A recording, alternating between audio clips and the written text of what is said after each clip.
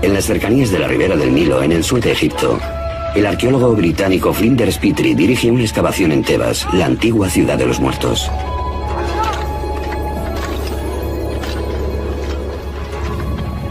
Aquí realiza uno de los descubrimientos más importantes de la arqueología bíblica.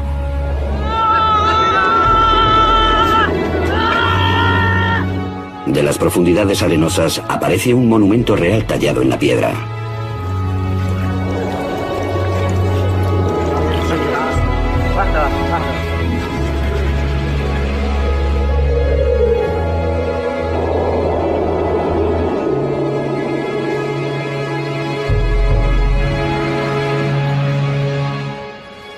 Es la llamada estela de Menepta, hecha en honor del faraón Menepta, hijo de Ramsés el Grande.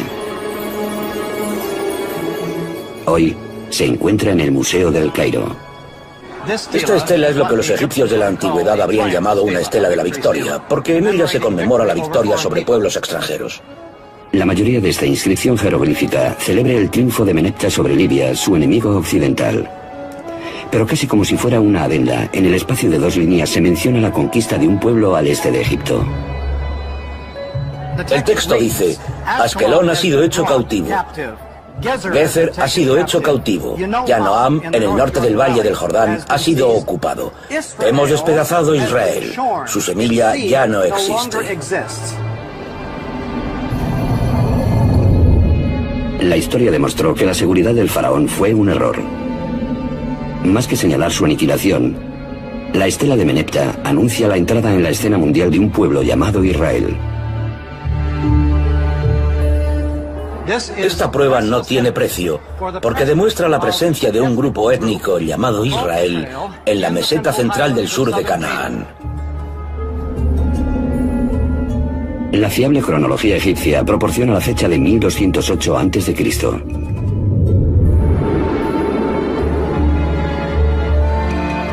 La estela de Menepta es una prueba fehaciente de que hace 3000 años un pueblo llamado israelita vivía en Canaán, el territorio que hoy comprende Israel y los territorios de la Autoridad Palestina.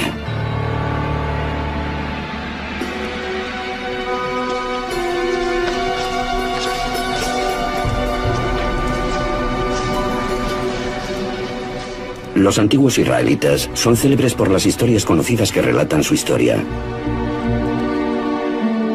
Abraham e Isaac, Moisés y los 10 mandamientos, David y Goliat.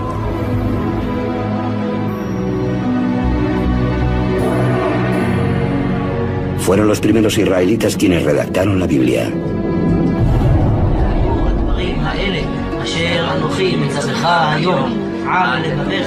A través de los textos de la Biblia hebrea, las creencias de los antiguos israelitas sobrevivieron hasta convertirse en el judaísmo, una de las religiones más antiguas practicadas en la tierra. Y fueron los judíos quienes dieron al mundo un legado impresionante: la creencia en un solo Dios.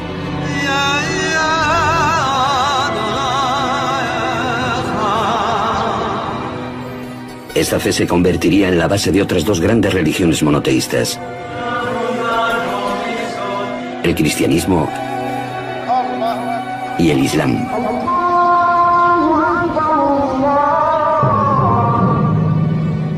La Biblia hebrea, a menudo conocida como Antiguo Testamento, para diferenciarla del Nuevo Testamento, describe los acontecimientos del primer cristianismo y la creencia en un solo Dios, que son parte esencial de la cultura del mundo.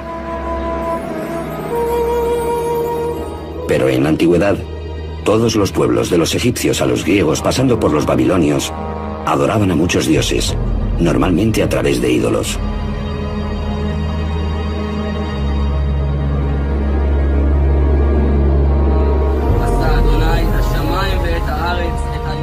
¿Cómo fue que los israelitas, de entre todos aquellos pueblos, descubrieron el concepto de un solo Dios? ¿Cómo se les ocurrió una idea que transformaría el mundo tan profundamente? Ahora, los arqueólogos y los expertos bíblicos están alcanzando una nueva síntesis que promete revelar no solo nuevos descubrimientos históricos, sino también el significado profundo de lo que los autores de la Biblia querían comunicar. comienzan cavando en la tierra y en la Biblia. No nos podemos permitir ignorar los textos bíblicos, sobre todo si podemos aislar un resquicio de verdad entre todos los cuentos y además tenemos las pruebas arqueológicas para ello. ¿Qué ocurre cuando ambos, texto y artefacto, apuntan en la misma dirección? Entonces estamos pisando terreno históricamente firme.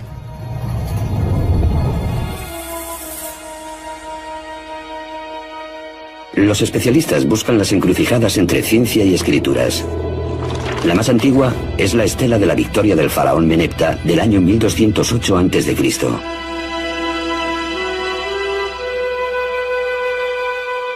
Tanto la estela como la Biblia ubican a un pueblo llamado los israelitas en las elevaciones de Canaán, una superficie que engloba a los actuales Israel y territorios de la autoridad palestina.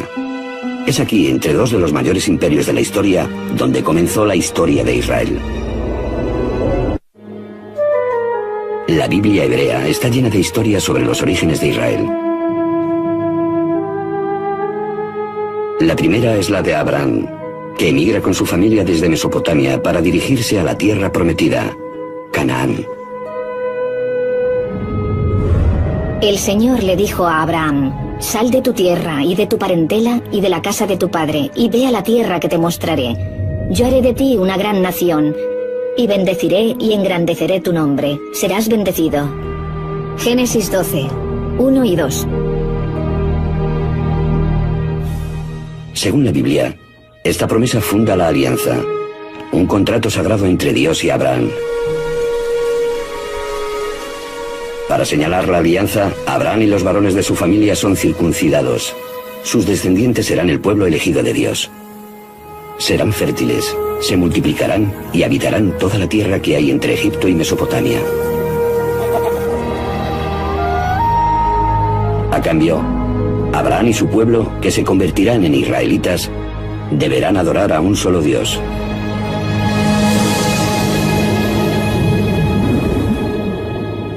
Esta idea es nueva, nadie la había tenido antes.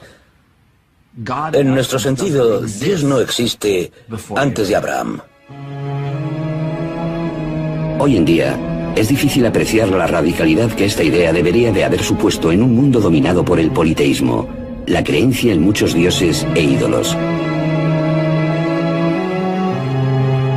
El relato de Abraham es parte del primer libro de la Biblia, el Génesis, como lo son el Arca de Noé y Adán y Eva. Aunque este libro comunique un mensaje potente, hasta la fecha no existen pruebas ni textos extrabíblicos que corroboren sus historias. Cuanto más te remontas en los textos bíblicos, más difícil resulta encontrar pruebas históricas. Los patriarcas datan del Génesis.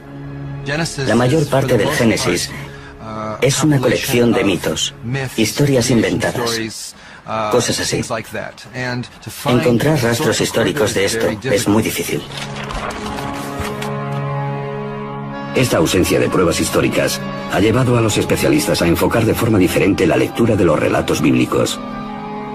Los expertos miran más allá de nuestra noción moderna de realidad y ficción y se preguntan en primer lugar por qué se escribió la Biblia. Yahvé dijo a Moisés: consigna por escrito estas palabras, pues ellas contienen la alianza contigo y con Israel. Éxodo 34, 27. La creencia tradicional es que Moisés escribió los 5 primeros libros de la Biblia: el Génesis, la historia de la creación; el Éxodo, la liberación de la esclavitud y la llegada a la tierra prometida; el Levítico, el libro de los números; y el Deuteronomio, leyes morales y de observancia religiosa. Todavía se leen en nuestro tiempo, pues juntos forman la Torá, a menudo denominada como los 5 libros de Moisés. La idea de que Moisés había redactado personalmente los primeros 5 libros de la Biblia no encontró objeciones hasta el siglo XVII. Hubo algunas preguntas, por ejemplo, sobre la muerte y entierro de Moisés, descritos al final del Deuteronomio, el último libro de la Torá. Algunos rabinos dijeron que Moisés no podría haber escrito aquellas palabras porque estaba muerto y lo estaban enterrando. Si profundizamos en el texto, surgen todavía más discrepancias. Por ejemplo, ¿cuántas especies de animales introdujo Noé en el arca? Un texto dice que una pareja de cada animal. Otro sostiene que 7 parejas de los animales puros y solo 2 de los impuros. En un capítulo, la Biblia dice que el diluvio duró 40 días y 40 noches, pero en el siguiente se habla de 150 días. Para comprobar que las aguas han bajado, Noé suelta una paloma, pero en la frase anterior envía un cuervo. Hay 2 versiones distintas de la historia del diluvio mezcladas en la misma página.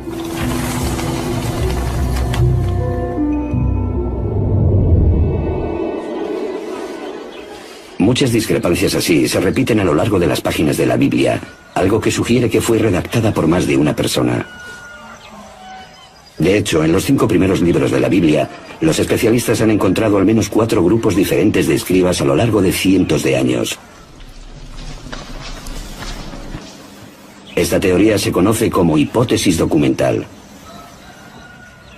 Una forma de contemplar la cuestión es como si la Biblia fuese una especie de antología compuesta en el transcurso de muchos siglos por personas diferentes que añadían cosas, eliminaban otras y así.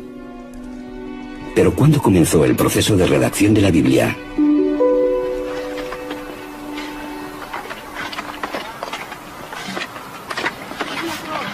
Tel Zayit es un pequeño yacimiento en la linde suroccidental del antiguo Israel que data de los tiempos bíblicos. Desde 1999, Ron Tapi ha estado trabajando aquí. Era el último día de lo que había sido un típico día de excavación. Mientras estaba haciendo unas fotografías panorámicas desde la grúa, un voluntario informó a su supervisor de que pensaba que había visto unas marcas interesantes, unos arañazos que probablemente fuesen letras talladas en la piedra. ¿Dónde, aquí? Las letras serían un hallazgo raro. Cuando Tapi se arrodilló para ver las marcas, se llevó la sorpresa de su vida. Me agaché e inmediatamente vi unas letras muy claras y diferenciadas.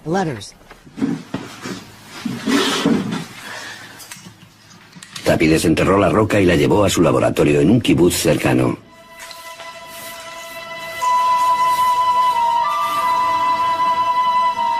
Fue entonces cuando se dio cuenta de que se trataba de algo más que una simple inscripción. Aleph, Bet, Gimel, Dalet.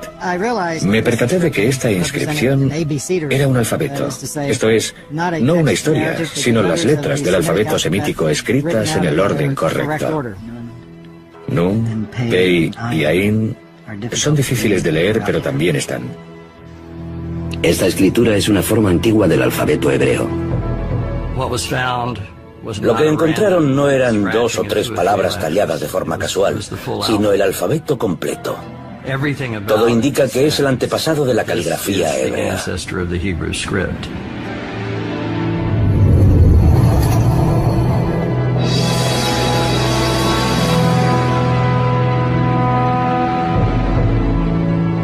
El abecedario de Tel Zayit es el alfabeto hebreo más antiguo descubierto. Se remonta al año 1000 a.C., lo cual abre la posibilidad de que la redacción de la Biblia hebrea hubiese comenzado ya en esos años.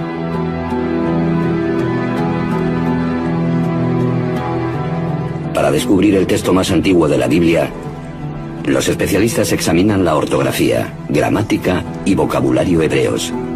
La Biblia hebrea es un conjunto de textos escritos a lo largo de más de 1000 años. Como le hubiese pasado a cualquier otra lengua, el hebreo cambió de forma natural en el transcurso de esos años.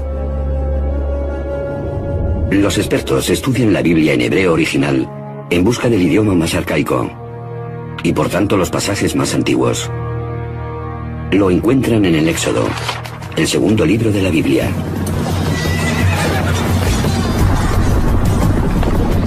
Arrojó a los carros y al ejército del faraón al mar, y sus oficiales se ahogaron en el mar Rojo. Éxodo 15, 4. Este pasaje, conocido como la Canción del Mar, es el pasaje culminante del Éxodo. La historia de la esclavitud de los israelitas en Egipto y cómo Moisés los llevó a la libertad. En toda la Biblia, ningún acontecimiento recibe más menciones que el Éxodo.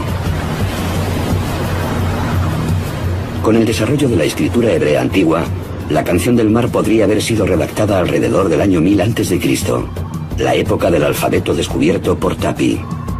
Pero seguramente el fragmento se recitaba como poema mucho antes de los comienzos del hebreo escrito. Es muy posible que fuese un tipo de cuento contado en verso que la gente recitaba alrededor del fuego. Igual que normalmente nuestros poemas son más fáciles de recordar que la prosa. Pensamos que la poesía se transmitía oralmente de unas personas a otras, mucho antes de que comenzasen a ponerlas por escrito. Debido a que los versos del Éxodo son tan antiguos, ¿es posible que la historia posea referentes históricos?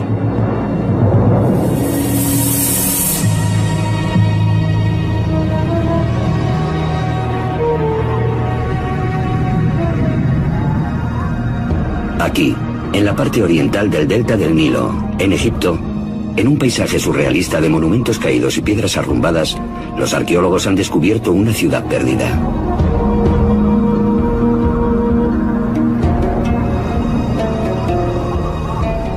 Inscrito en los monumentos de todo el conjunto, se halla el nombre de Ramsés II, uno de los gobernantes egipcios más poderosos.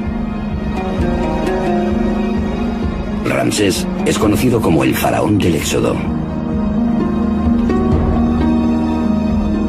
Los textos egipcios antiguos denominan a esta ciudad Pi-Ramsés o Casa de Ramsés, un nombre reiterado en la historia bíblica del Éxodo. El único elemento específico mencionado en el Éxodo que podemos conectar con materiales no bíblicos son las ciudades que los hebreos tuvieron que construir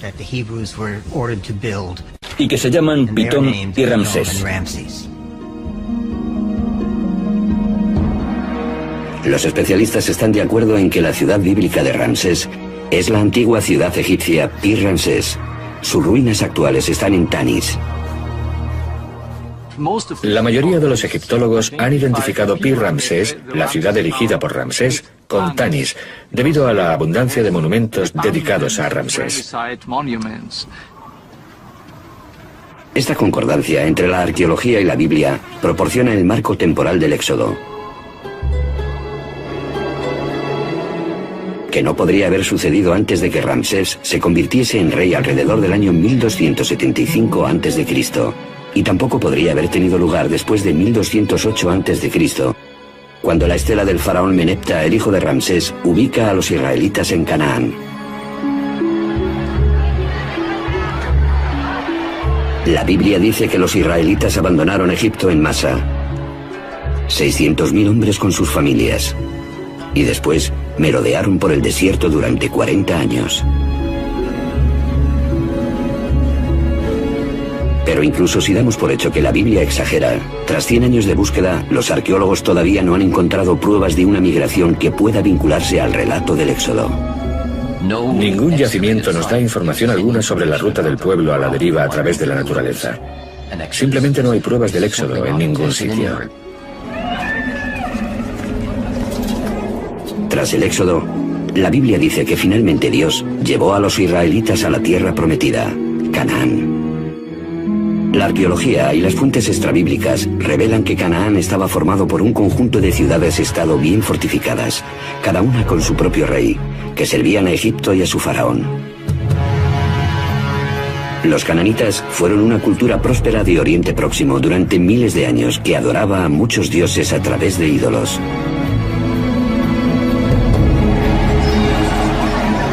La Biblia cuenta cómo un nuevo líder, Josué, introduce a los israelitas en Canaán en una brutal campaña militar. Entonces el pueblo lanzó un fuerte grito y sonaron las trompetas. Al oír su sonido, el pueblo prorrumpió en un griterío ensordecedor y el muro se desplomó. Josué 6:20.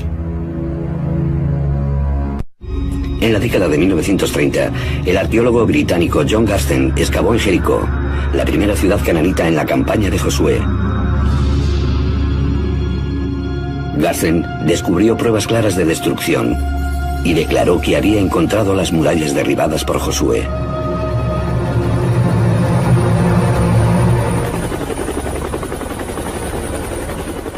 También existen indicios de destrucción en Hazor, descrita por la Biblia como la mayor ciudad cananita.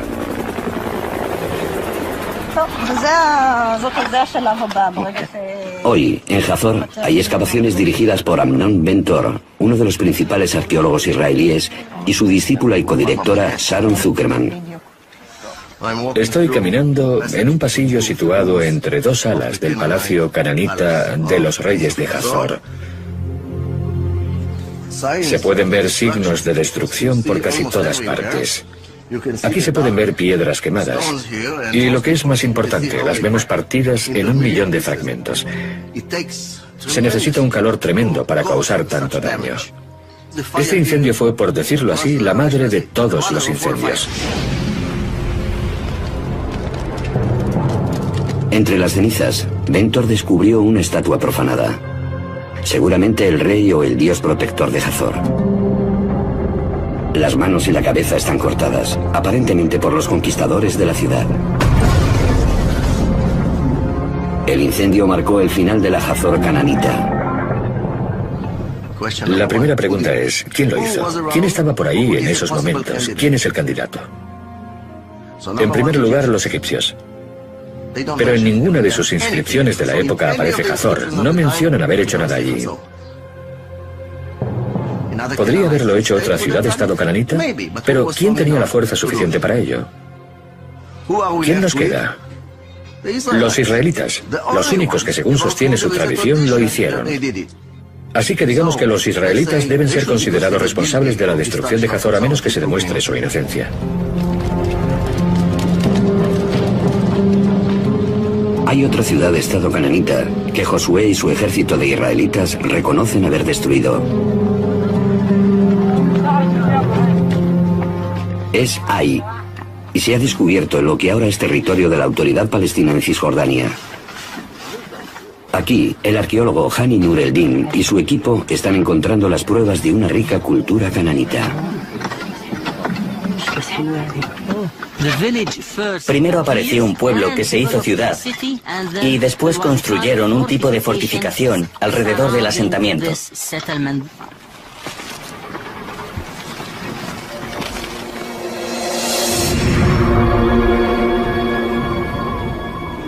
Estos montones de piedras fueron una vez un palacio y templos magníficos que después se destruyeron.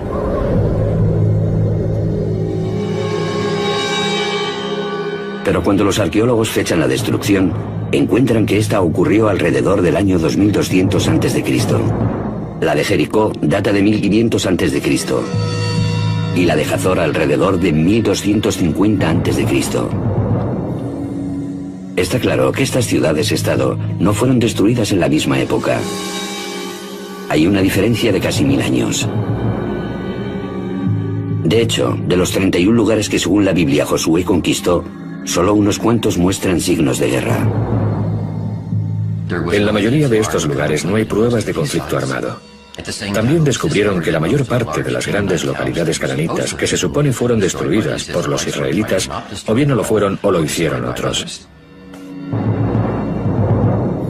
Una sola gran invasión militar liderada por Josué no puede explicar cómo los israelitas llegaron a Canaán.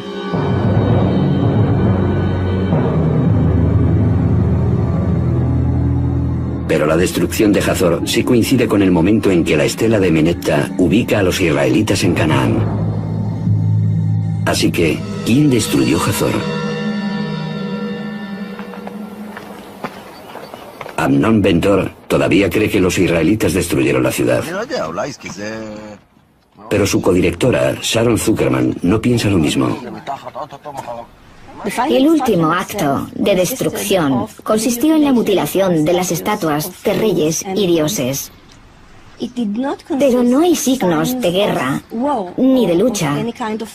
No vemos armas en la calle, como en otras ciudades destruidas por extranjeros. Las excavaciones revelan que en Hazor había una capa social inferior de siervos, esclavos y plebe, y una superior formada por el rey y las élites ricas. En los grandes palacios de la élite de Hazor, Zuckerman encuentra zonas de abandono y desatención. Para los arqueólogos, estos signos indican una cultura en decadencia, una rebelión interna.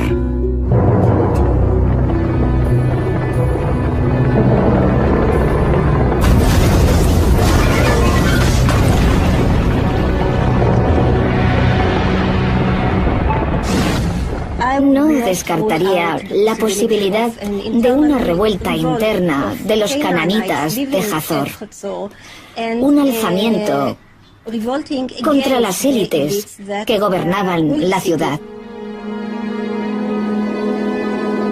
De hecho, el sistema cananita de ciudades-estado se vino abajo, incluso en Hazor y Jericó.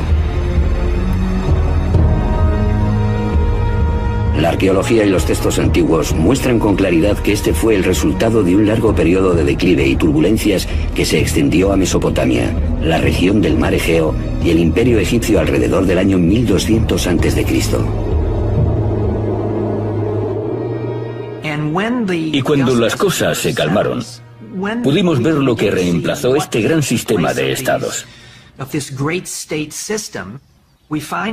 Encontramos un número de pueblos nuevos que de repente llenan el vacío creado por la disolución del gran sistema de ciudades-estado. ¿Pueden los arqueólogos encontrar a los israelitas entre estos nuevos pueblos?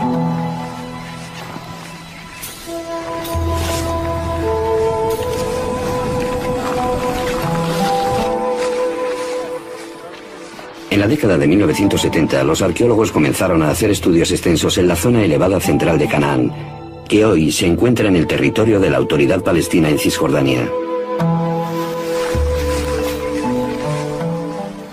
En aquellos tiempos yo enseñaba y solía llevar a los estudiantes a las colinas 2 veces a la semana. Cada día recorríamos entre 2 y 3 kilómetros cuadrados. Poco a poco cubrimos toda la zona. Israel Finkelstein y equipos de arqueólogos peinaron grandes zonas y recogieron todos los fragmentos de alfarería antigua que había sobre la superficie.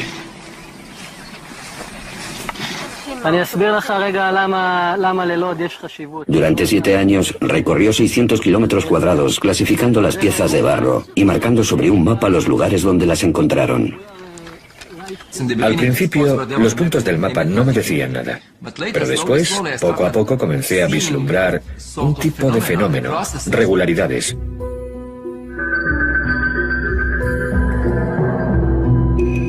Al fechar la alfarería, Finkelstein descubrió que anteriormente al año 1200 a.C.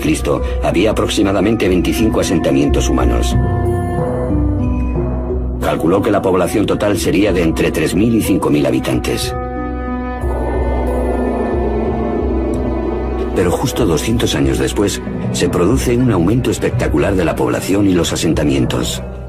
Cuando se produce esta revolución demográfica y la población crece sin parar, encontramos unos 250 asentamientos. La población se multiplicó por 10 hasta 45.000 personas más o menos. Este fenómeno no puede explicarse como fruto del crecimiento vegetativo normal. Un ritmo así es imposible en la antigüedad.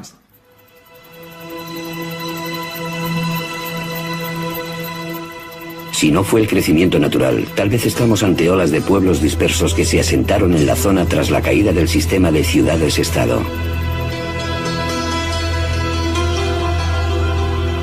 Entonces, descubrimos indicios de una nueva cultura.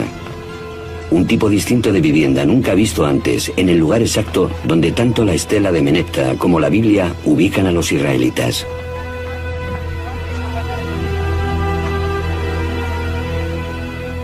Los lugares donde aparece esta clase de casa coinciden con las zonas donde los israelitas vivían.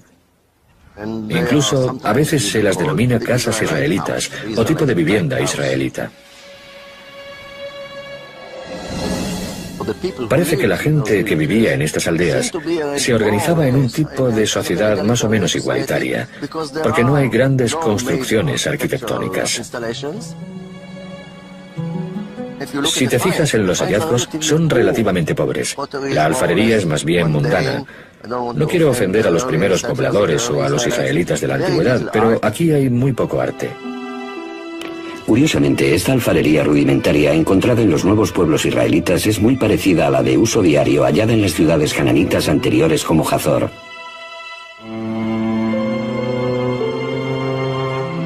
De hecho, la casa israelita es la única diferencia.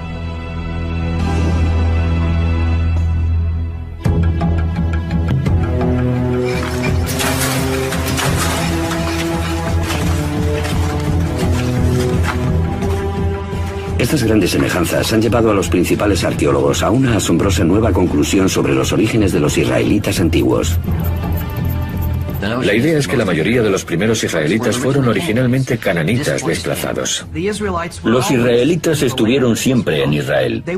Eran nativos, pero pertenecían a diferentes grupos. Eran los desposeídos. Lo que estamos viendo es un movimiento de gentes, pero no una invasión de hordas armadas extranjeras. Más bien se trató de una revolución social y económica. Los textos antiguos describen cómo los gobernantes egipcios y sus vasallos, los reyes cananitas, sobrecargan a las clases bajas de Canaán con impuestos e incluso esclavitud.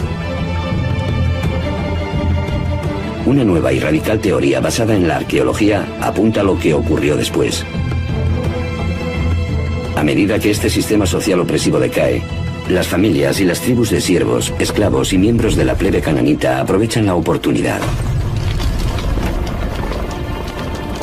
Buscando una vida mejor, abandonan las viejas ciudades-estado y se dirigen a las colinas.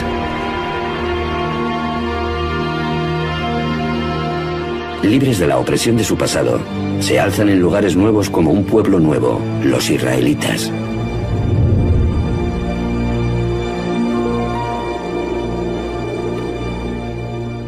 En los textos figura una historia de los israelitas como un pueblo llegado de fuera que cercó las ciudades cananitas, las destruyó y después se convirtió en una nación en la tierra de Canaán. Sin embargo, la arqueología nos cuenta una historia contraria. Según la arqueología, el nacimiento de Israel es una consecuencia y no la causa del hundimiento de la sociedad cananita. La arqueología revela que los israelitas fueron originariamente cananitas.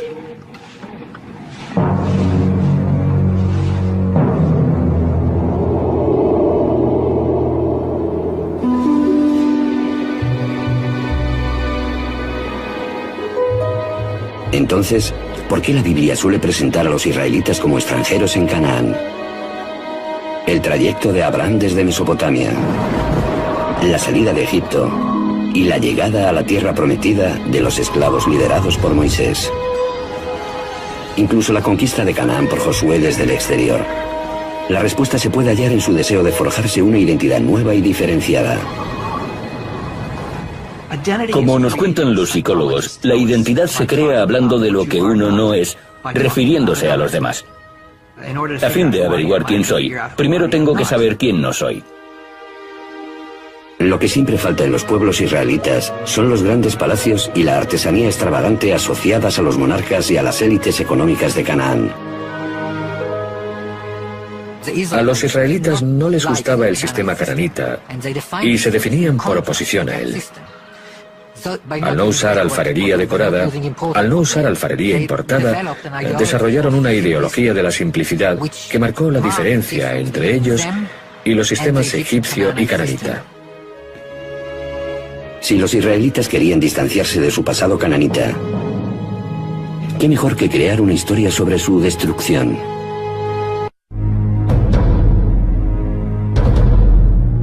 Pero las historias de Abraham, el éxodo y la conquista tienen otro propósito.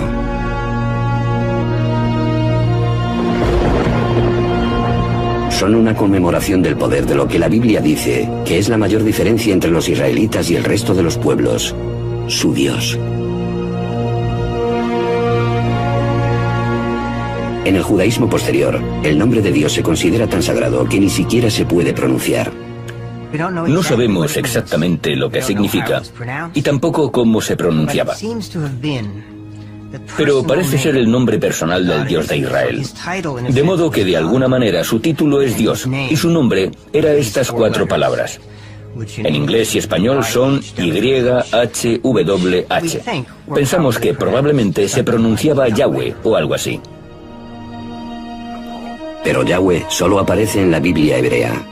Su nombre no se encuentra en los textos o historias cananitas. Así que, ¿dónde encontraron los israelitas a su Dios?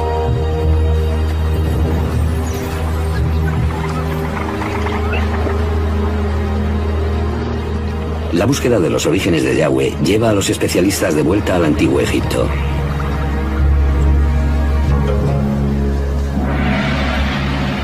Aquí, en la ciudad real de Karnak, durante más de 1000 años los faraones festejaban su poder con estatuas, obeliscos y murales tallados sobre las paredes de los templos.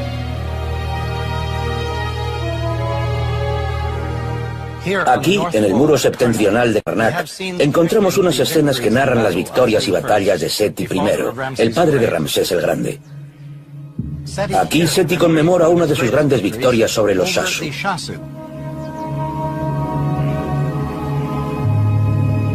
Los Shasu eran un pueblo que vivía en los desiertos del sur de Canaán, ahora en Jordania y en el norte de Arabia Saudí, en torno a la misma época en que aparecen los israelitas. Los textos egipcios dicen que uno de los lugares donde los Shasu vivían se llamaba YHW, probablemente pronunciado Yahu, seguramente el nombre de su dios protector. Ese nombre, Yahu, es extrañamente parecido a Yahweh, el nombre del dios israelita.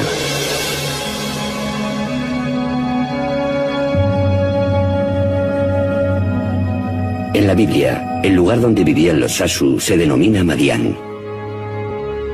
Fue aquí, antes del Éxodo, donde la Biblia nos cuenta que Moisés encontró a Yahweh en la forma de una zarza ardiente. No te acerques. Quítate las sandalias de tus pies, porque el lugar en que estás es tierra sagrada. También dijo Dios a Moisés, esto dirás a los israelitas. Yahvé, el Dios de vuestros padres, el Dios de Abraham, el Dios de Isaac y el Dios de Jacob, me ha enviado a vosotros. Este es mi nombre para siempre y por él seré invocado de generación en generación. Éxodo 3, 5 y 15. Así que, de acuerdo con las fuentes egipcias, algo parecido al nombre Yahweh aparece en los alrededores de Madián. Y aquí tenemos a Moisés en Madián. Y esta deidad se le aparece y revela que su nombre es Yahweh. Estas asombrosas conexiones están llevando a los expertos a reexaminar la historia del Éxodo.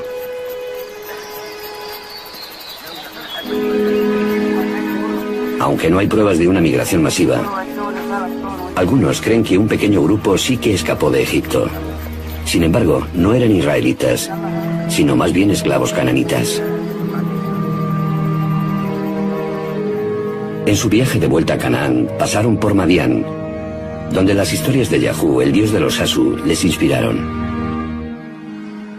Probablemente hubo un grupo que huyó de Egipto y tuvo algún tipo de experiencia divina.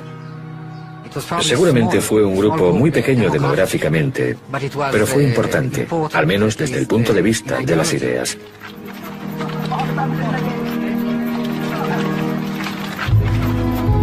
Siguieron hacia la comarca elevada en el centro de Canaán, donde se toparon con las tribus que habían huido de las ciudades-estado cananitas.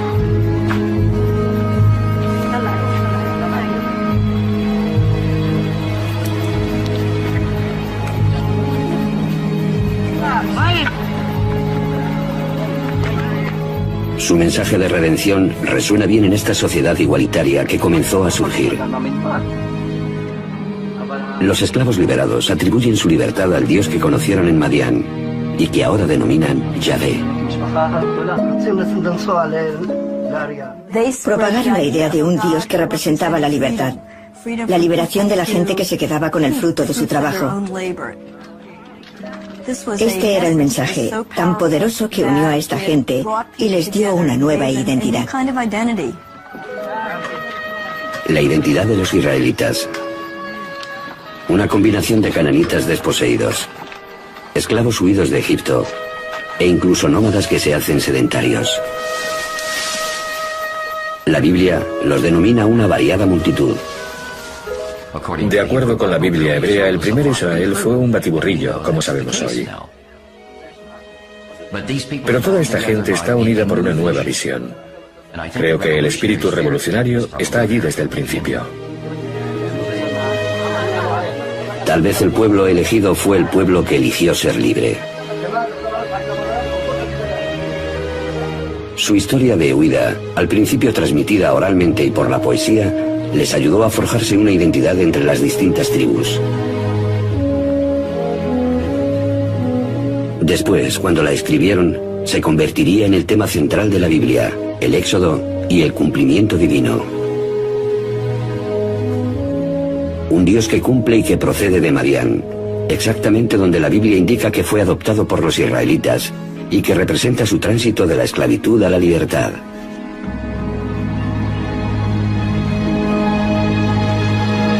Entonces, ¿se halla aquí el inicio del monoteísmo?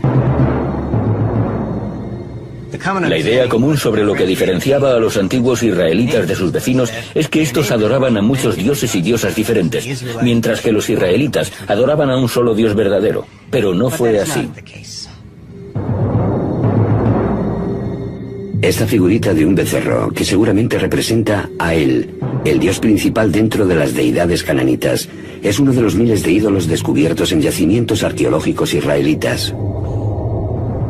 A menudo los israelitas adoraban a otros dioses. Tal vez se suponía que no debían hacerlo, pero lo hicieron. Así que al menos en la práctica muchos, si no todos los israelitas, eran politeístas. Según esta prueba arqueológica, el modelo bíblico del pueblo israelita monoteísta debe ser cuestionado. Sin embargo, las palabras, los pensamientos y las ideas tienen el poder de crear cosas. Al intentar definirse como un pueblo único que adoraba a un solo Dios, los redactores de la Biblia hebrea plantaron la semilla que después germinó y se convirtió en la base del monoteísmo practicado por las tres principales religiones de nuestra cultura actual. Fueran escritas por Moisés o por escribas, las historias del Antiguo Testamento están grabadas en los corazones de millones de personas que han encontrado en las palabras de la Biblia su fe y su consuelo.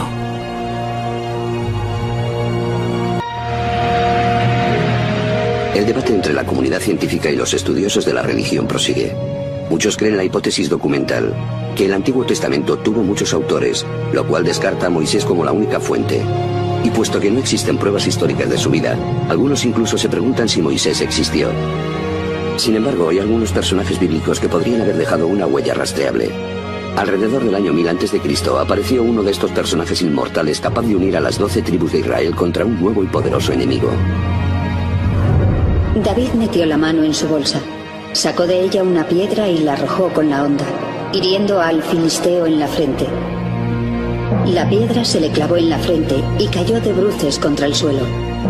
Primer libro de Samuel, 17:49. De todos los nombres del Antiguo Testamento, ninguno aparece con más frecuencia que David. Las escrituras dicen que David creó un reino que se extendió desde Egipto a Mesopotamia.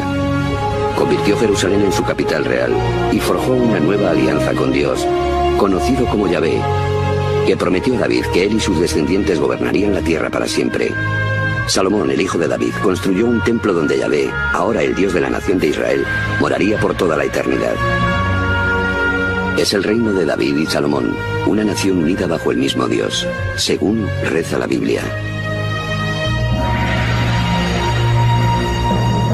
Hoy en día algunos escépticos arguyen que no hubo nada parecido a una monarquía unificada. Sostienen que es una invención bíblica posterior, especialmente de los especialistas modernos. Es decir, que David no existió. Como un revisionista bíblico afirma, David no fue más real que el rey Arturo. Pero entonces, en 1993, un sorprendente descubrimiento arrojó nueva luz sobre quien la Biblia llama el más grande rey de Israel. Gilatu estaba terminando un trabajo de campo con un ayudante en Tel Dan, una excavación bíblica en el norte del actual Israel. A cargo de la excavación estaba el célebre arqueólogo israelí Abraham Biran. El día terminaba y Cook estaba tomando sus últimas medidas cuando oyó un grito desde abajo. Era Biran con su potente voz gritando: «Gila, vámonos». Y yo le hice un gesto con la mano y seguí trabajando. Tras una segunda llamada de Virán, Cook le dijo a su ayudante que la bajase y comenzó a descender la colina. Llego allí, tiro el bolso y la pizarra y preparo mis cosas. Pero algo le llamó la atención. Una piedra con lo que parecía arañazos, aunque en realidad se trataba de una inscripción antigua. Esta vez fue ella quien llamó a Virán a gritos. La miró, después me miró a mí y dijo: Dios mío. Cook había encontrado un fragmento de una estela de la Victoria escrita en arameo, una lengua antigua muy similar al hebreo. Hecha por orden del rey de Damasco o de uno de sus generales, la piedra conmemora la conquista de Israel. Maté a poderosos monarcas al mando de miles de carros y jinetes. Maté al rey de la casa de David.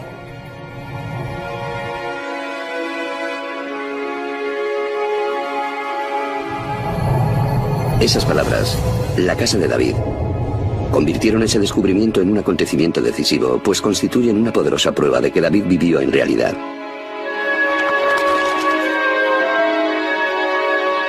Al contrario que el Génesis, las historias de los reyes de Israel se alejan de la narrativa bíblica legendaria y se adentran en la historia.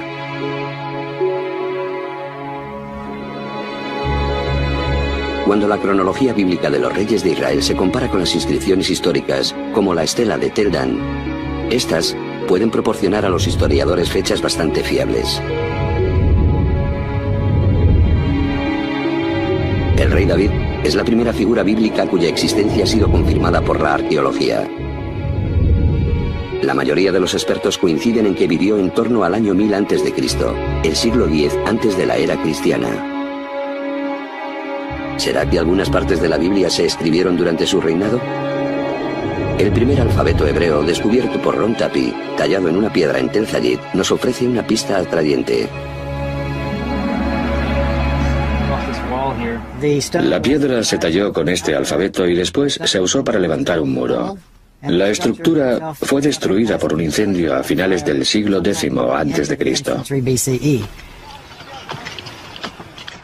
El hallazgo es incluso más importante porque Tel Zayid es un remanso situado en las lindes del reino de David.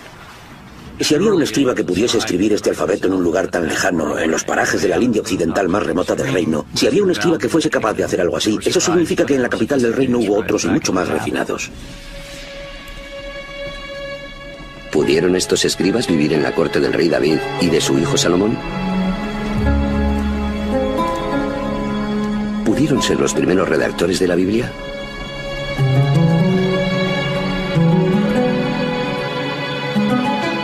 En el siglo XVIII, los especialistas alemanes revelaron un indicio sobre quién escribió la Biblia, oculto en dos nombres distintos de Dios. De acuerdo con una de las explicaciones, Abraham conocía a Dios por su nombre más íntimo y personal, que normalmente se pronuncia Yahweh, Yahvé. Los pasajes con el nombre de Yahvé, que en alemán se escribe con una J, se conocen por los expertos como J. Pero según otros, Abraham conocía a Dios simplemente por la palabra hebrea más usada para referirse a Dios, Elohim.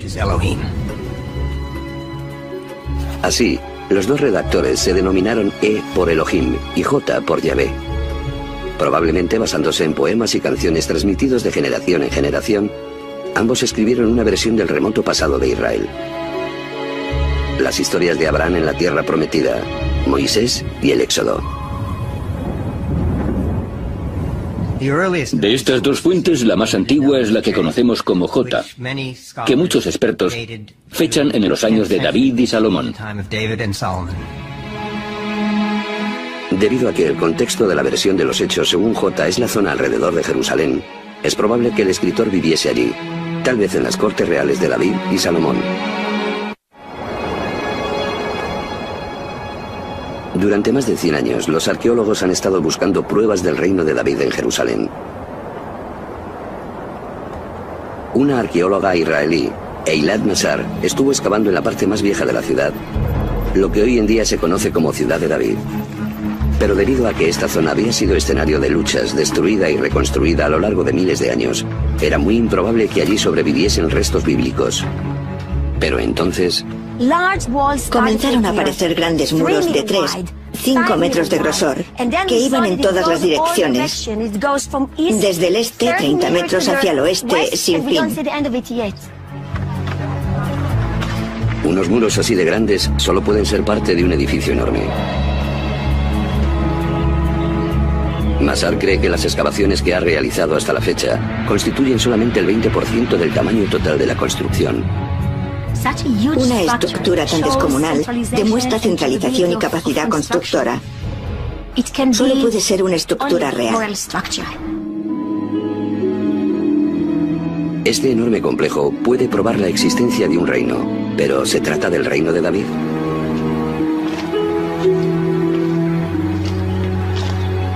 Para que estos muros fuesen los del Palacio de David, deberían remontarse a sus años de vida, alrededor del año 1000 a.C.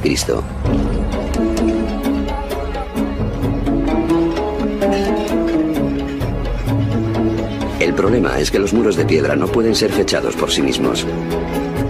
Los arqueólogos bíblicos datan las ruinas basándose en la alfarería que encuentran junto a ellas.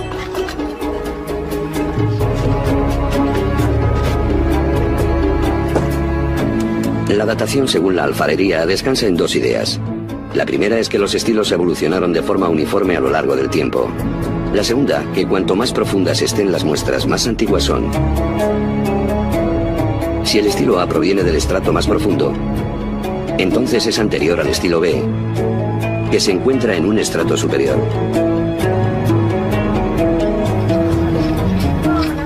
Al analizar la alfarería en excavaciones bien estratificadas, los arqueólogos pueden crear lo que llaman una cronología relativa.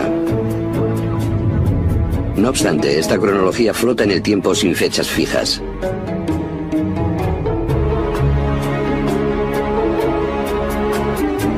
Para fijarla, William Foxwell Albright, considerado el padre de la arqueología, usa acontecimientos tanto de la Biblia como de los textos egipcios y mesopotámicos para asignar fechas a los distintos estilos de alfarería. La cronología de Albright, ligeramente modificada, es lo que Masar usa para fechar este gigantesco edificio, y lo que la mayoría de los arqueólogos usan hoy en día. ¿Ha descubierto Masar el Palacio de David? Las pruebas se acumulan. El edificio es enorme y está ubicado en un lugar prominente de la parte más antigua de Jerusalén. Y según la cronología de Albright, los objetos de barro se remontan al siglo X a.C., los años del rey David.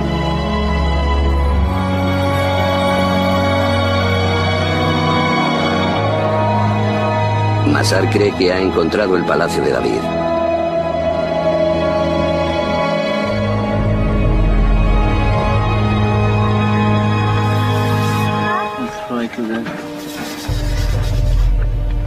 Pero tanto las pruebas como la existencia del mismo reino descansan en la datación de unos fragmentos de alfarería. En la actualidad disponemos de un método más científico que no depende de la Biblia, tal como el de Albright, y que además data las piezas de alfarería de forma fija. Es el método de datación por radiocarbono, una especialidad de Elisabetta Boretto del Instituto Weizmann. El primer paso es el trabajo de campo, que consiste en relacionar las muestras de materiales como huesos de aceitunas, semillas o tizones con el contexto arqueológico. Si una semilla de aceituna se encuentra en la misma capa que una pieza de alfarería, el carbono de la semilla puede usarse para datar la pieza de barro. Cuando la semilla muere, su carbono radioisótopo, carbono 14, se degrada a un ritmo regular a lo largo del tiempo, mientras que el carbono 12 no se pervierte. Midiendo la proporción de carbono 14 respecto del carbono 12, Boretto puede determinar la edad de la semilla, que a su vez puede usarse para averiguar la de la pieza de alfarería.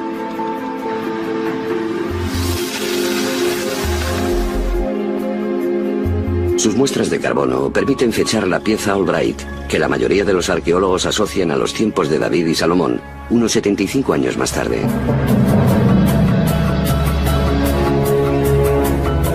Para acontecimientos sucedidos hace tanto tiempo, esta diferencia puede parecer baladí. Pero si Boretto tiene razón, el Palacio de David de Masar y el alfabeto hebreo antiguo de Tapi tienen que ser datados de nuevo, lo cual los coloca en la época de los reyes menores Omri, Ahab o Acab, y su esposa, la odiada Jezabel, todos ellos adoradores del dios cananita Baal. Otros equipos han recogido muestras de carbono siguiendo el mismo método y con la misma meticulosidad. Según sus resultados, el Palacio de Masar y el alfabeto de Tapi se pueden fechar en el siglo X a.C., los tiempos de David y Salomón. ¿Cómo podemos explicar esta diferencia? El problema es que estas dataciones por el método carbono 14 tienen un error de más o menos 30 años, que es aproximadamente la diferencia entre los dos resultados. Las piezas de alfarería y el método del carbono no pueden por ellos mismos dilucidar si el reino de David y Salomón fue tan grande y próspero como lo describe la Biblia.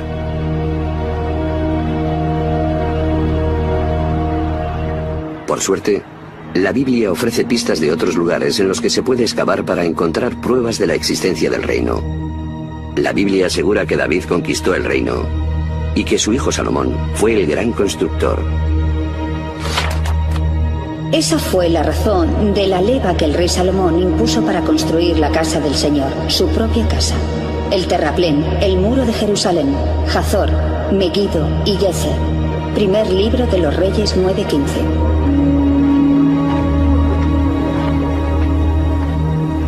Aquí en Hazor, Amnon Ben-Tor, director de las excavaciones, cree que esto puede probar la campaña de construcciones llevada a cabo por Salomón.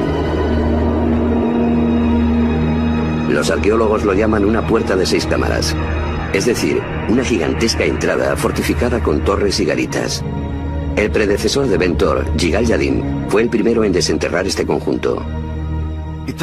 Resultó ser una puerta con 6 cámaras. E inmediatamente Yadin recordó una puerta muy parecida excavada en Gezer.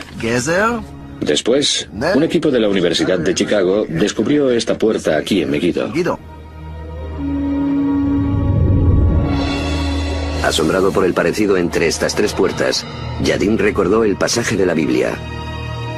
Aquí tenemos una conexión maravillosa entre el fragmento bíblico y su manifestación arqueológica.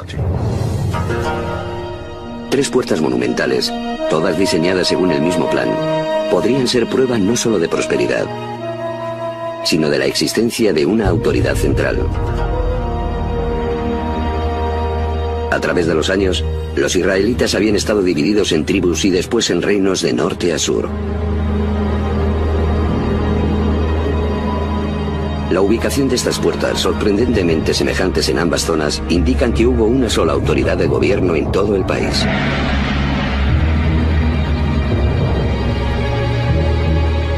Pero, ¿cómo podemos estar seguros de que este fue el reino de David y Salomón?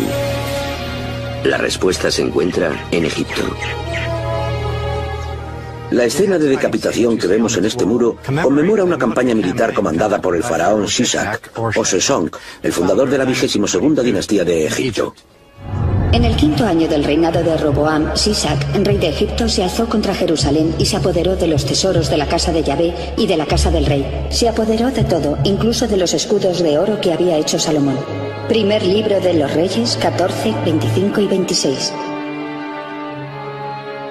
La importancia de esta correspondencia, la de estas fechas, momentos específicos de la historia del antiguo Egipto que coinciden con la historia bíblica, es sorprendente y tenemos que tomarla en cuenta. Esta sorprendente coincidencia entre la historia bíblica y la del antiguo Egipto proporciona una fecha fiable de la muerte de Salomón. Según la rigurosa cronología egipcia, la campaña de Sisak se remonta al año 925 a.C. Y la Biblia dice que Salomón murió 5 años antes, es decir, en 930 a.C. Esto es una prueba más de que David y Salomón vivieron en el siglo X a.C.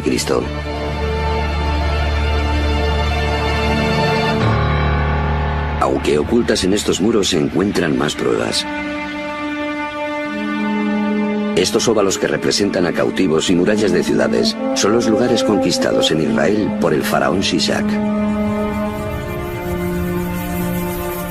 Uno de ellos es Gezer, donde los arqueólogos encontraron el sello de las construcciones salomónicas, una puerta de 6 cámaras. Bill Lever dirigió estas excavaciones a finales de la década de 1960. Aquí tenemos evidencias tangibles de una destrucción. Abajo se encuentran las piedras originales casi en el mismo lugar donde fueron colocadas, pero si miramos aquí nos damos cuenta de que están agrietadas. Incluso podemos ver dónde fueron quemadas por el calor y el gran incendio provocado aquí. Y arriba vemos que el fuego fue tan intenso que la piedra caliza se fundió y fluyó como si fuese lava. Esto es un conjunto de pruebas empíricas de una destrucción que podemos relacionar con la célebre campaña del faraón Sisak. Si la puerta fue destruida por Sisak en el año 925 a.C., entonces debieron de construirla en vida de Salomón, fallecido 5 años antes.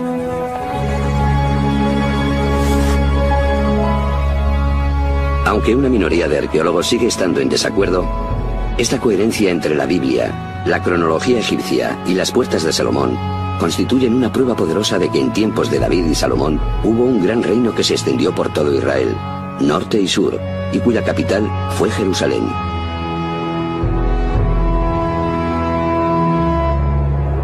Pero esta ciudad fue más que un centro político, también fue un centro religioso. La magia de Jerusalén es la magia del templo. Un templo para el único Dios. La consecuencia de esto es que Jerusalén y su templo se alzan como símbolos no solo de la existencia de un solo Dios, sino del carácter único del pueblo judío.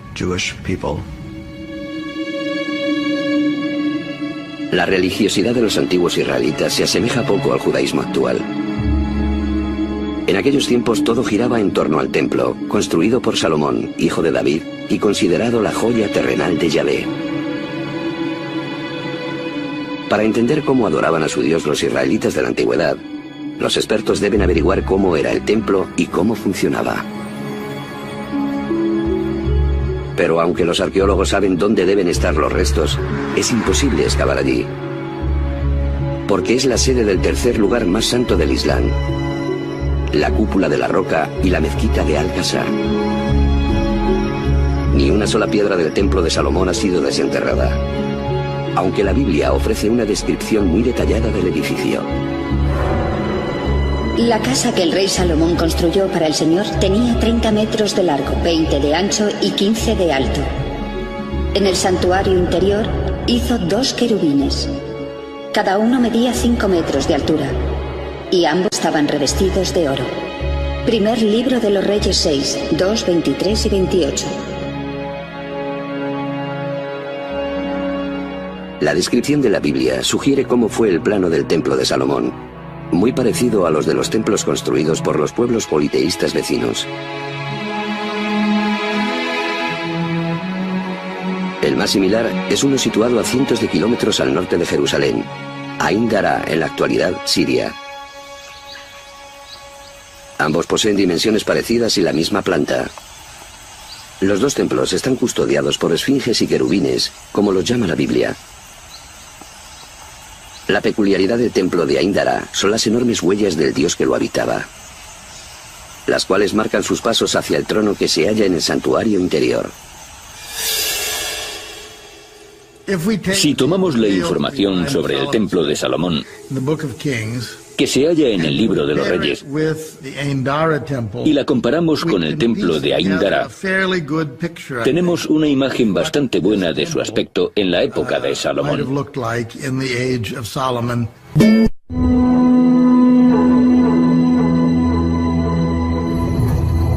Ahora es posible reconstruir con algo de seguridad el templo de Salomón y cómo los israelitas adoraban a su Dios.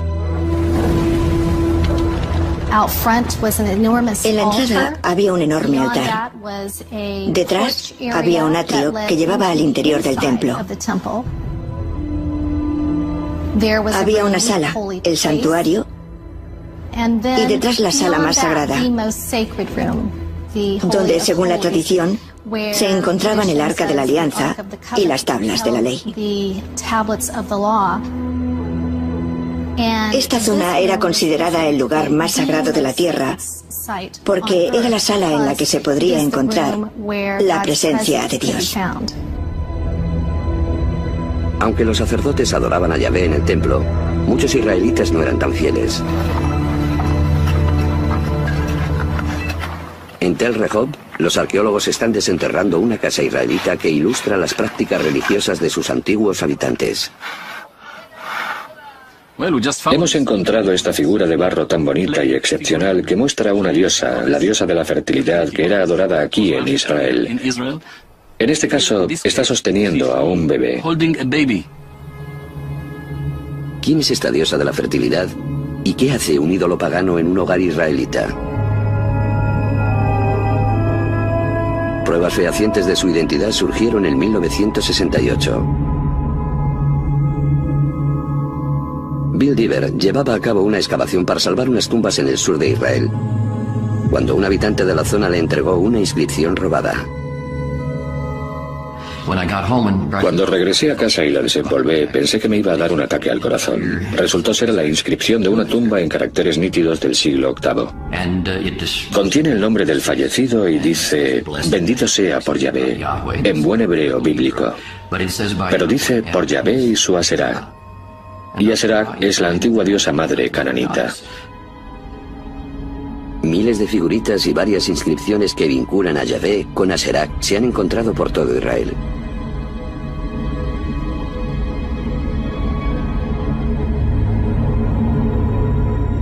Muchos expertos creen que este es el rostro de Aserá. La conclusión de Dever es que Dios tenía esposa.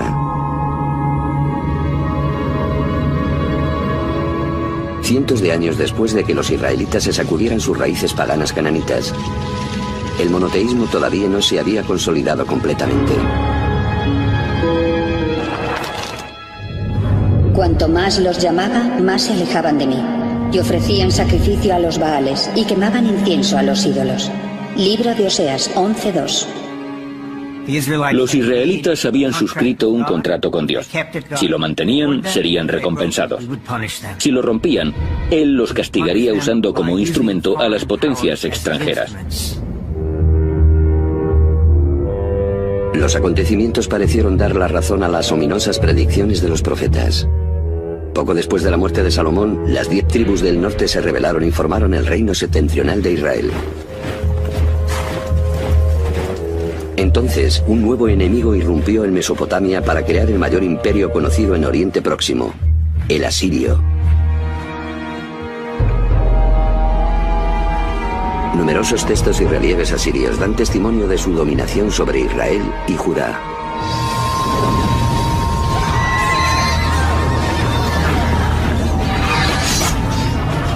En el año 772 a.C., el ejército asirio acabó con el reino septentrional.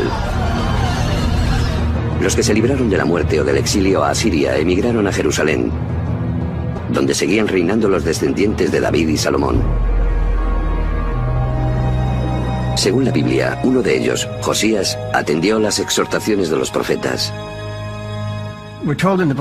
En el libro de los Reyes se cuenta que el rey Josías reinó a finales del siglo VII a.C. Le dijeron que en los archivos del templo habían encontrado un pergamino. Se lo entregaron y mientras lo desenrollaba para leerlo, el rey se puso a llorar porque se percató de que era un texto sagrado que contenía algunos mandatos divinos que el pueblo de Israel había roto.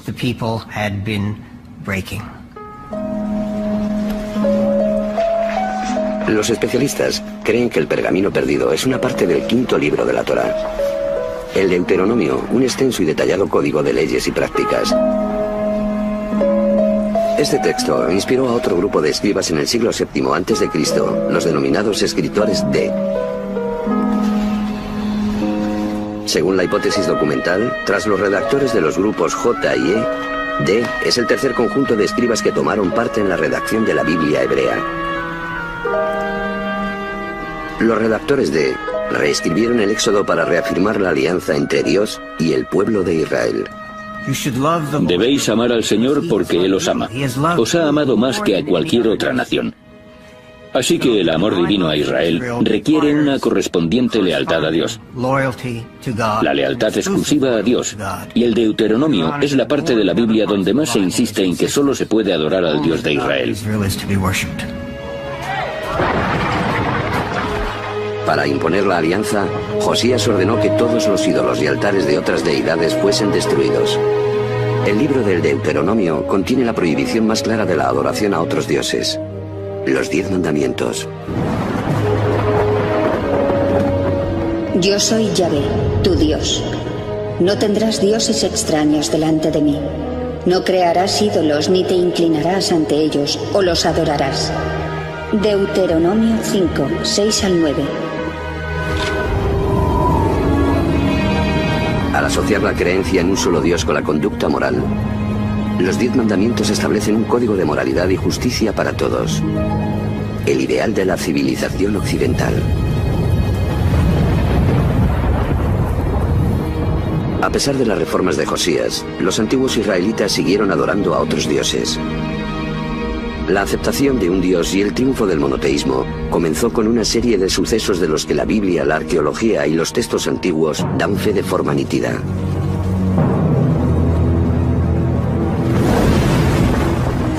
El primero es la destrucción de la morada terrenal de Yahvé, el Templo de Jerusalén.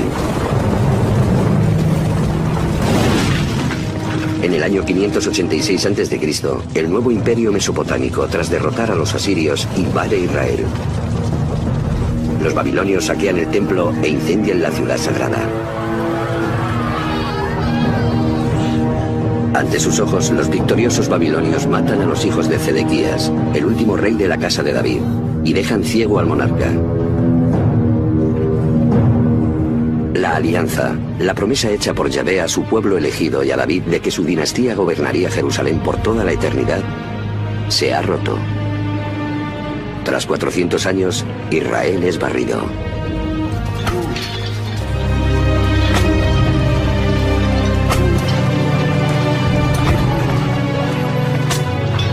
Los babilonios capturan a los sacerdotes, profetas y escribas, y los arrastran encadenados a Babilonia. Los documentos babilonios confirman la presencia de israelitas exiliados, incluido su rey.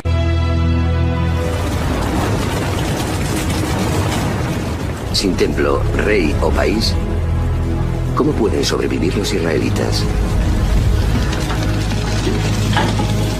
Su viaje comienza con las antiguas escrituras, que según las especulaciones de los expertos fueron rescatadas de las llamas de la destrucción.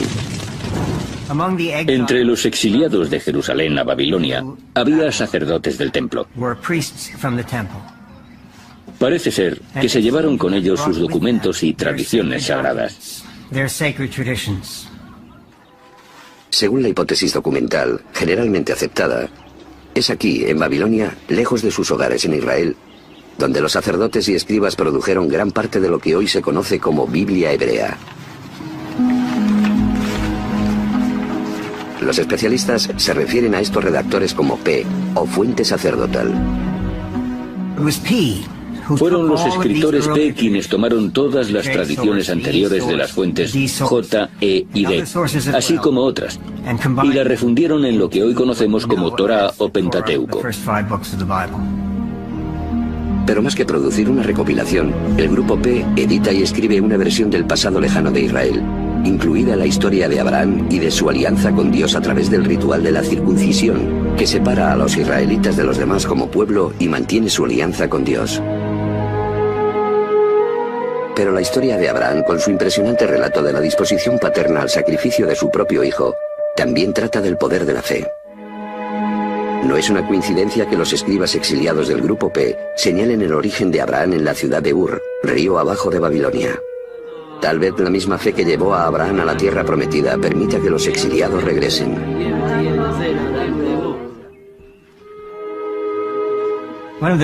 Uno de los temas recurrentes de la Torá es el exilio y el regreso. Abraham baja y sale de Egipto. Los israelitas también. Para los exiliados en Babilonia del siglo VI a.C., ese tema debería de haber tenido una gran resonancia. Dios, que en el pasado había actuado en su favor, seguramente lo haría de nuevo. Pero los israelitas tienen otro problema. ¿Cómo pueden redimirse a los ojos de Yahvé en el extranjero, sin templo ni sacrificios rituales?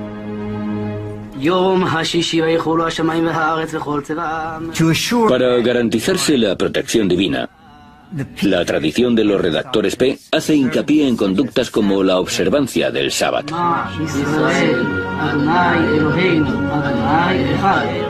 Es durante este periodo de exilio cuando los israelitas se dieron cuenta de que incluso lejos de su país, sin templo, sin sacerdotes y sin reyes, todavía podían adorar a Dios, ser fieles a Él y seguir sus mandamientos.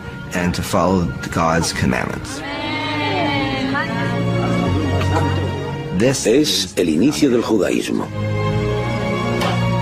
Al reunir las historias de su pasado, escritas originalmente por los escribas J, E y D, el éxodo de la esclavitud a la libertad, Moisés y los 10 mandamientos, el viaje de Abraham a la tierra prometida, los escribas P crearon lo que hoy conocemos como los primeros 5 libros de la Biblia.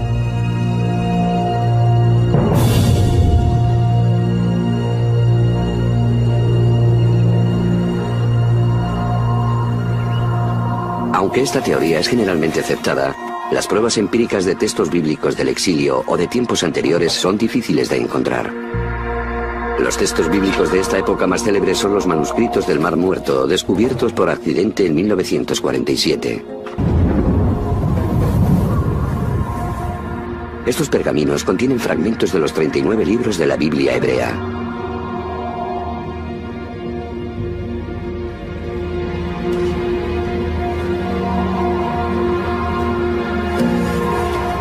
Sobrevivieron porque se guardaron en un entorno perfecto para su conservación: el seco y cálido desierto. Los arqueólogos sospechan que hubo al menos cientos de manuscritos en Israel. Pero debido a que fueron redactados sobre papiro o piel de animal, se descompusieron hace mucho tiempo.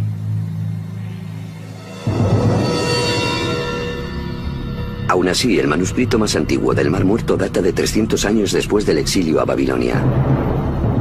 A falta de un texto anterior, algunos expertos dicen que toda la Biblia es un conjunto de mentiras piadosas e incluso dudan de la existencia de Israel y de los israelitas. Para muchos revisionistas, unos escépticos extremistas, nunca hubo un antiguo Israel. Israel es por tanto una construcción intelectual, o en otras palabras, que esa gente no repensó su pasado, sino que se lo inventó. No tenía pasado, por tanto la Biblia es un mito fundacional contado a un pueblo sin legitimidad. La legitimidad del pasado israelita depende del hallazgo de pruebas de los orígenes antiguos de la Biblia.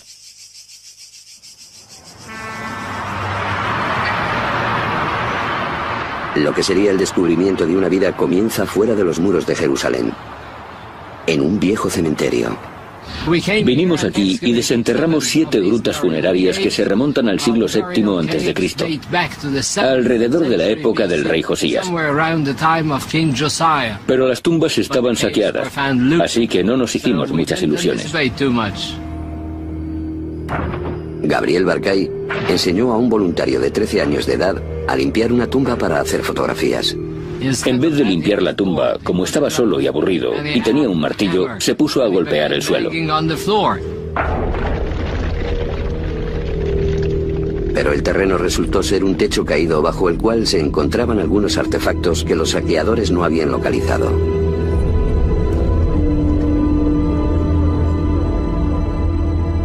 Entre los cientos de cosas sobresalía una.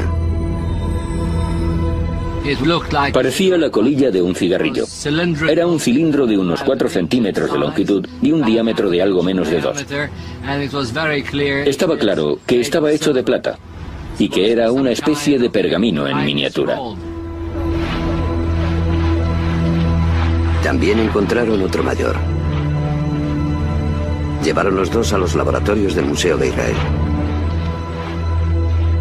Pero desenrollar los pergaminos para saber si contenían una inscripción legible podría destruirlos por completo. Andy Van fue uno de los epígrafos del proyecto. La arqueología es una ciencia destructiva. A fin de aprender algo tienes que destruir lo que hay. Gabriel Barkay y su equipo tenían que tomar una decisión. ¿Desenrollamos o preservamos los amuletos? Decidieron que el riesgo merecía la pena, y el tiempo ha demostrado que tenían toda la razón. Por medio de la conservación meticulosa, los técnicos crearon un método especial para desenrollar los pergaminos y desentrañar sus contenidos. Fui para allá y me quedé impresionado al ver todo aquello lleno de caracteres escritos con tanta suavidad y delicadeza.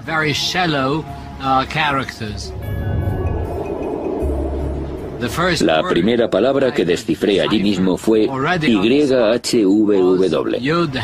4 letras que contienen el nombre impronunciable de Dios.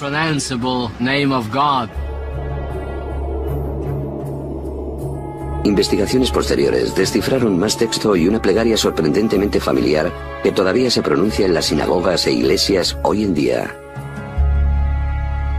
Que el Señor te bendiga y te proteja. Que el Señor haga brillar su rostro sobre ti y te muestre su gracia. Que el Señor te descubra su rostro y te conceda la paz. Libro de los Números 6, 24 al 26.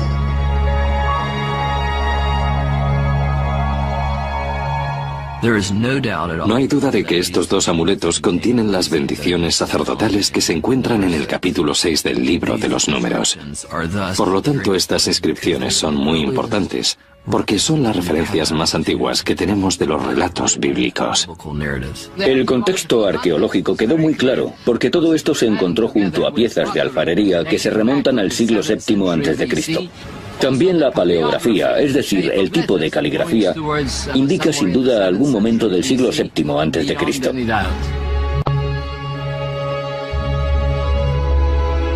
Las bendiciones sacerdotales de los manuscritos de plata anteceden a los manuscritos del Mar Muerto en 400 años. Es un hallazgo impresionante, puesto que al menos algunos versos de la Biblia se redactaron en la antigüedad durante los reinados de los descendientes de David. Al proporcionarnos un texto anterior al exilio en Babilonia, los manuscritos de plata confirman que la Biblia hebrea se creó a partir de poesía, plegarias y tradiciones orales que se remontan a los tiempos del redactor D. de Josías, y probablemente incluso más allá de los escribas E. y J.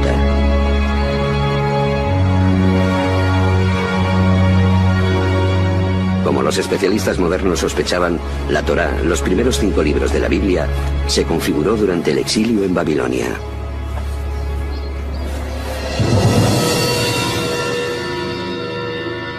Pero acomplejados por los grandes templos y esculturas gigantes de los dioses babilónicos, los israelitas debían enfrentarse a una cuestión fundamental.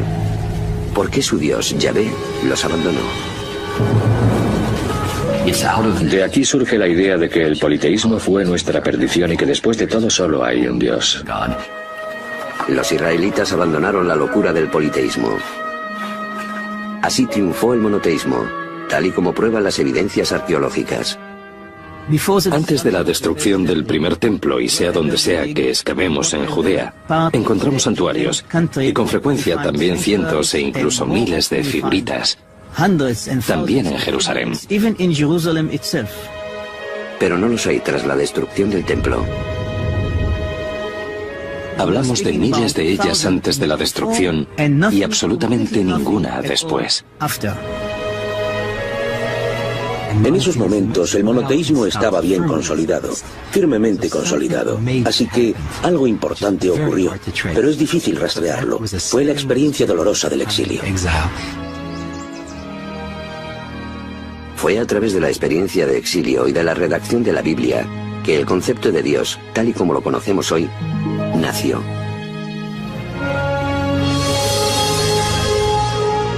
Los manuscritos que narran la relación de los israelitas con su Dios son la Biblia hebrea, el Antiguo Testamento, un texto sagrado para 3.000 millones de personas. A través de sus textos, un culto antiguo se convierte en una religión moderna, y la deidad israelita Yahvé se transforma en el Dios de las 3 grandes religiones monoteístas.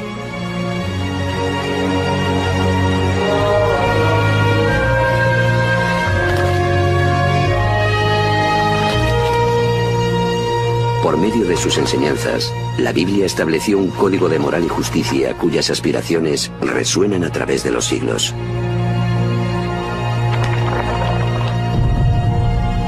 Más que una cuestión de realidad y ficción, En la intersección de ciencia y escrituras se halla una historia que comenzó hace más de 3000 años y que pervive hoy en día.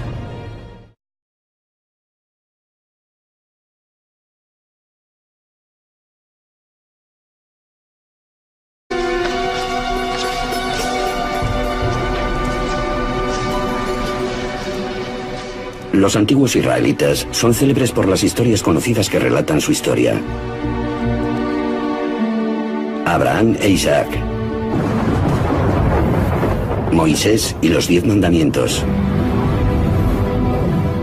David y Goliat.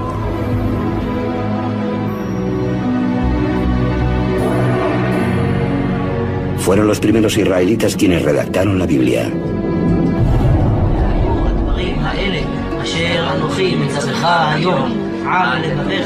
A través de los textos de la Biblia hebrea, las creencias de los antiguos israelitas sobrevivieron hasta convertirse en el judaísmo, una de las religiones más antiguas practicadas en la tierra.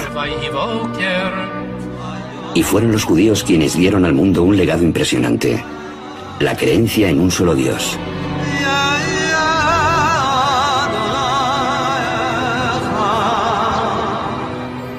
Esta fe se convertiría en la base de otras dos grandes religiones monoteístas: el cristianismo y el islam.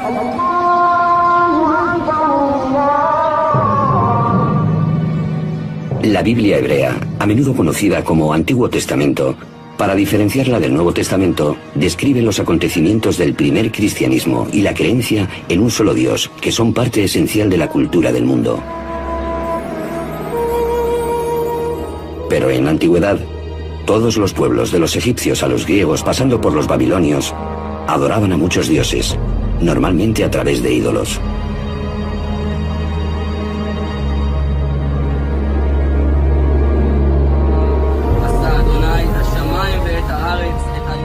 ¿Cómo fue que los israelitas, de entre todos aquellos pueblos, descubrieron el concepto de un solo Dios? ¿Cómo se les ocurrió una idea que transformaría el mundo tan profundamente? Ahora, los arqueólogos y los expertos bíblicos están alcanzando una nueva síntesis que promete revelar no solo nuevos descubrimientos históricos, sino también el significado profundo de lo que los autores de la Biblia querían comunicar. Comienzan cavando en la tierra y en la Biblia. Otro sostiene que 7 parejas de los animales puros y solo 2 de los impuros. En un capítulo, la Biblia dice que el diluvio duró 40 días y 40 noches, pero en el siguiente se habla de 150 días. Para comprobar que las aguas han bajado, Noé suelta una paloma, pero en la frase anterior envía un cuervo. Hay dos versiones distintas de la historia del diluvio mezcladas en la misma página.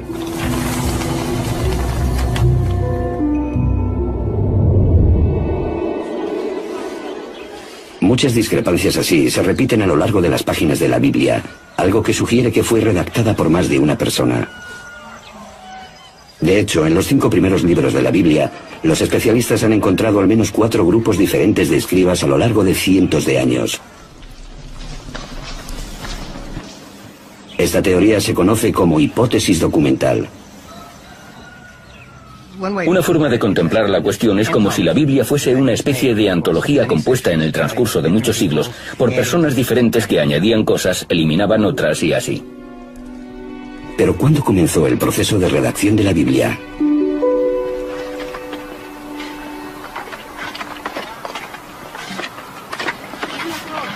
Tel Zayit es un pequeño yacimiento en la linde suroccidental del antiguo Israel que data de los tiempos bíblicos.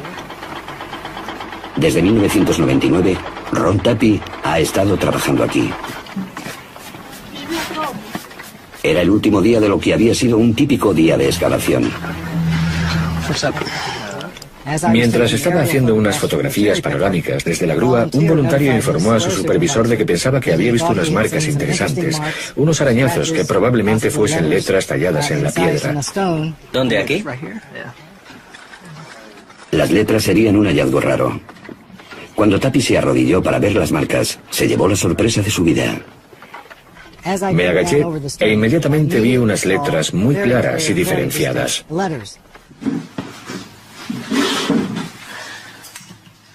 Tapi desenterró la roca y la llevó a su laboratorio en un kibutz cercano.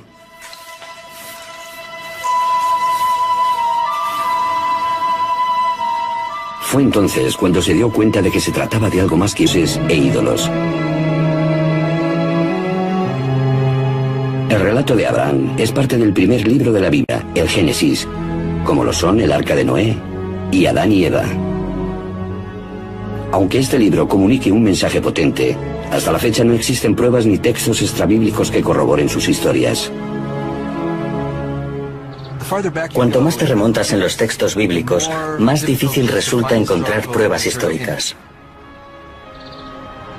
Los patriarcas datan del Génesis. La mayor parte del Génesis es una colección de mitos, historias inventadas, cosas así. Encontrar rastros históricos de esto es muy difícil. Esta ausencia de pruebas históricas ha llevado a los especialistas a enfocar de forma diferente la lectura de los relatos bíblicos. Los expertos miran más allá de nuestra noción moderna de realidad y ficción y se preguntan en primer lugar por qué se escribió la Biblia. Yahvé dijo a Moisés: consigna por escrito estas palabras, pues ellas contienen la alianza contigo y con Israel. Éxodo 34, 27. La creencia tradicional es que Moisés escribió los 5 primeros libros de la Biblia: el Génesis, la historia de la creación; el Éxodo, la liberación de la esclavitud y la llegada a la tierra prometida; el Levítico, el libro de los números; y el Deuteronomio, leyes morales y de observancia religiosa. Todavía se leen en nuestro tiempo, pues juntos forman la Torá, a menudo denominada como los 5 libros de Moisés. La idea de que Moisés había redactado personalmente los primeros 5 libros de la Biblia no encontró objeciones hasta el siglo XVII. Hubo algunas preguntas, por ejemplo, sobre la muerte y entierro de Moisés, descritos al final del Deuteronomio, el último libro de la Torá. Algunos rabinos dijeron que Moisés no podría haber escrito aquellas palabras porque estaba muerto y lo estaban enterrando. Si profundizamos en el texto, surgen todavía más discrepancias. Por ejemplo, ¿cuántas especies de animales introdujo Noé en el arca? Un texto dice que una pareja de cada animal. No nos podemos permitir ignorar los textos bíblicos, sobre todo si podemos aislar un resquicio de verdad entre todos los cuentos y además tenemos las pruebas arqueológicas para ello. ¿Qué ocurre cuando ambos, texto y artefacto, apuntan en la misma dirección?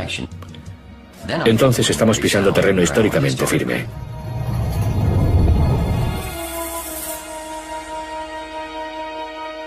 Los especialistas buscan las encrucijadas entre ciencia y escrituras. La más antigua es la estela de la victoria del faraón Menepta del año 1208 a.C.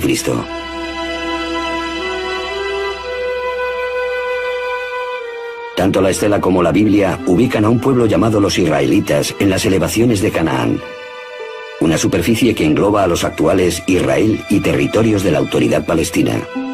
Es aquí, entre 2 de los mayores imperios de la historia, donde comenzó la historia de Israel. La Biblia hebrea está llena de historias sobre los orígenes de Israel. La primera es la de Abraham, que emigra con su familia desde Mesopotamia para dirigirse a la tierra prometida, Canaán.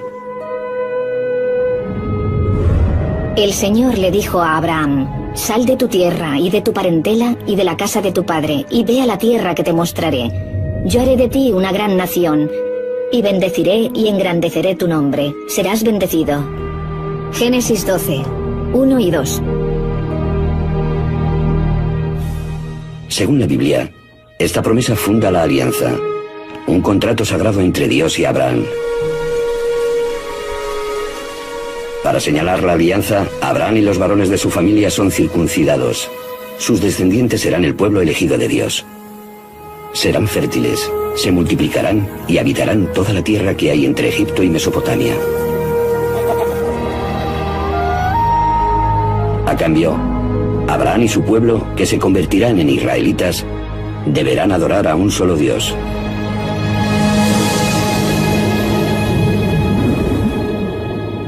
Esta idea es nueva, nadie la había tenido antes. En nuestro sentido, Dios no existe antes de Abraham. Hoy en día, es difícil apreciar la radicalidad que esta idea debería de haber supuesto en un mundo dominado por el politeísmo, la creencia en muchos dioses. En las cercanías de la ribera del Nilo, en el sur de Egipto, el arqueólogo británico Flinders Petrie dirige una excavación en Tebas, la antigua ciudad de los muertos.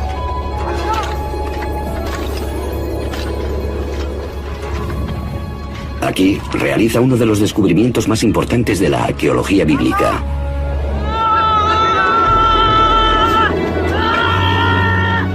De las profundidades arenosas aparece un monumento real tallado en la piedra.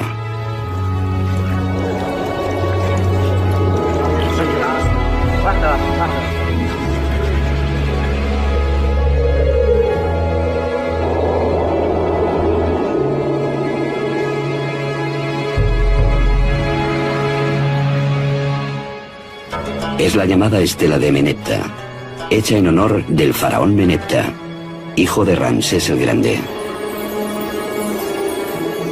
Hoy se encuentra en el Museo del Cairo. Esta estela es lo que los egipcios de la antigüedad habrían llamado una estela de la victoria, porque en ella se conmemora la victoria sobre pueblos extranjeros. La mayoría de esta inscripción jeroglífica celebra el triunfo de Menepta sobre Libia, su enemigo occidental. Pero casi como si fuera una adenda, en el espacio de 2 líneas se menciona la conquista de un pueblo al este de Egipto. El texto dice, Askelón ha sido hecho cautivo. Gezer ha sido hecho cautivo. Yanoam, en el norte del valle del Jordán, ha sido ocupado. Hemos despedazado Israel. Su semilla ya no existe. La historia demostró que la seguridad del faraón fue un error. Más que señalar su aniquilación, la estela de Menepta anuncia la entrada en la escena mundial de un pueblo llamado Israel. Esta prueba no tiene precio, porque demuestra la presencia de un grupo étnico llamado Israel en la meseta central del sur de Canaán. La fiable cronología egipcia proporciona la fecha de 1208 a.C.